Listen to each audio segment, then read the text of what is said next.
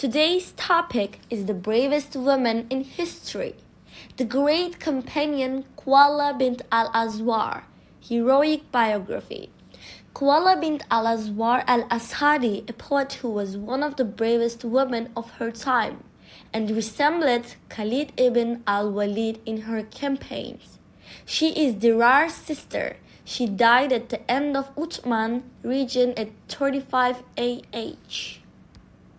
Khawla Bint Al-Azwar is a woman who is not like all other women. She was distinguished from them by many characteristics. She was brought up in the Arabian desert with the sons of her tribe, al-Asadi, and stayed with her brother Dirar, so they were always together.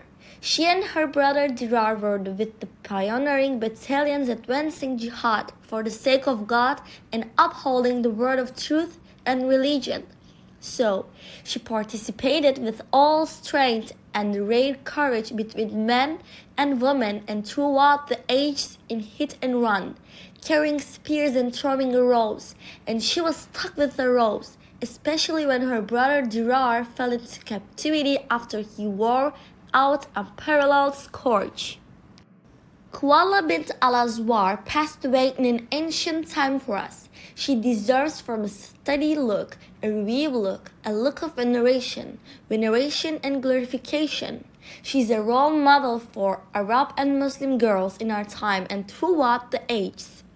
What was presented about her is the most important thing that was mentioned by the available references, and it is a small number in which some of her poems and news were narrated after she grew up and became famous, and the reason is known. She's a girl from the Arab desert who didn't know writing or blogging in her early days. So the diversity and diversification of ancient and modern writers and researchers decreased about her and others. She is a wonderful example for Muslim women who deserve our respect and study. One of her heroic stances to save her brother. She is one of the goddesses of courage and chivalry. She went out with her brother Dirar ibn al-Azwar to the Levant and showed great valor in the fights that took place among the Roman Muslims. History immortalized her name in the record of valiant heroes, and she said, "No informer after parting tell us who is it, O people, who distracted you from us. If I had known that it was the last meeting, we would have stopped to bid farewell. Accept a crown of clarity. Are you my informant, so do you give us glad tidings of the arrival of the absent? The days used to flaunt their closeness, and we used to flaunt them, and they were as we used to be. Doesn't God kill the coarse? What is his command and the ugliest of him? What does the coarse want from us? I mentioned the Friday night. We were together, the misfortune of time separated us and dispersed us. If they ever return to their homes of glory, we will pay a heavy price for our months and kiss us." And I didn't forget when they said, "Dirar is tied, we left him in the house of the enemy, and he came to Yemen." These days are nothing but a loan, we are nothing but meaningless words. I see the heart chooses no one else in people if it remembers them. I remember my hard heart, peace be upon the loved ones, every hour, even if they are far away from us, even if they are prevented from us.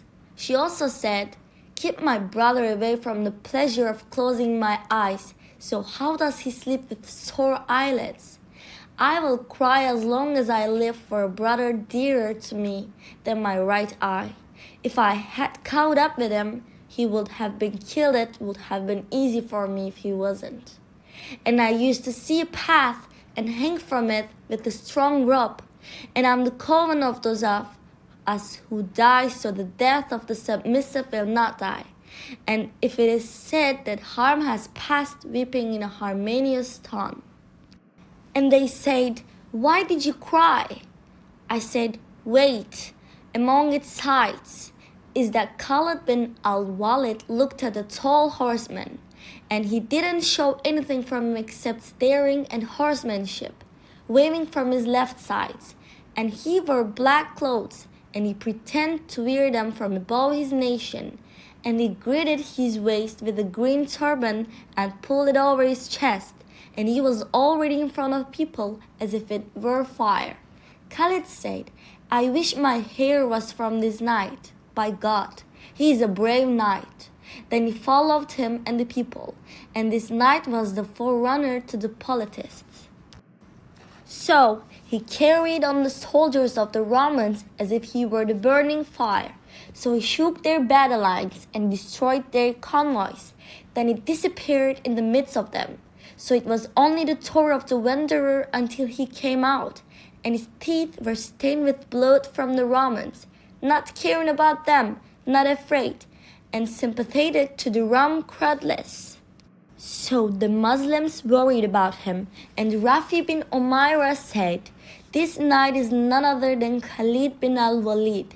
Then Khalid supervised them, and Rafi said, "Who is the knight who became before you, who gave himself and his glory?" Khalid said, "By God, I deny him more severely than you, and I liked what appeared from him and his traits." Rafi said, "O Prince, he is immersed in the Roman army, stabbing right and left. Some of them clung to each other, and Khalid was in front of them, and he looked at the knight and found him as if he was a flame of fire, and the horses were following him. He sacrificed his life for the sake of God and showed his courage over the enemies. Reveal your will to us." So he turned away from them and didn't address them, and immersed himself in the Romans. So the Romans shouted at him from every side, and so did the Muslims. And they said, "O honorable man, your prince addresses you, and you turn away from him.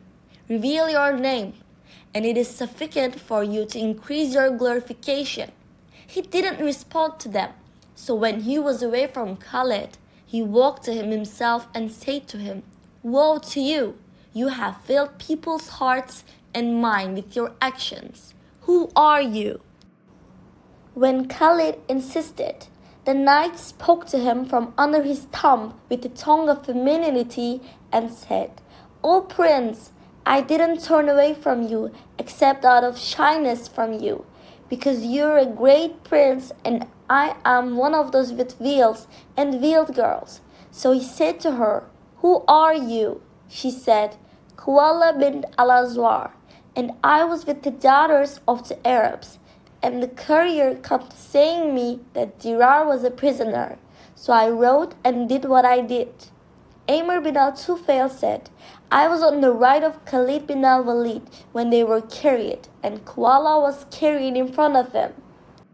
And Khawla wandered left and right, searching only for her brother, and she didn't see any trace of him, and she didn't find news of him until noon. And the people parted from one another, and God gave victory to the Muslims over their enemies, and they killed a great number of them." Women's families. One of her wonderful positions was her position on the day of capturing the women at the Battle of Sahura, near the Syrian city of Homs. She stood among them and had been captivated with them. So she began to arouse their pride and ignite the fire of zeal in their hearts, and there was nothing of the weapon with them. She said, "Take the poles of the tents and the stakes of the cords, and we will mount on these wicked people, so perhaps God will help us against them." Afra bin Afar said, "By God, I have only prayed for what is dearer to us than what you have mentioned." Then each of them took up one of the tent poles and gave a single shot, and Khawla put her pole on her shoulder, and they followed behind her. And Khawla said to them, "Do not separate each other from each other in like a circle, and do not separate, lest you be dispersed and break the spears of the people and break their swords." Khawla attacked, and the woman attacked behind her, and I fought with them like a desperate Zahur person, until she rescued them from the hands of the Romans, and she went out saying, "We are daughters of Tabian donkeys, and our beating in the people is not denied, because we are in a war, a fire that is raging today, and you will suffer the greatest punishment." Conclusion.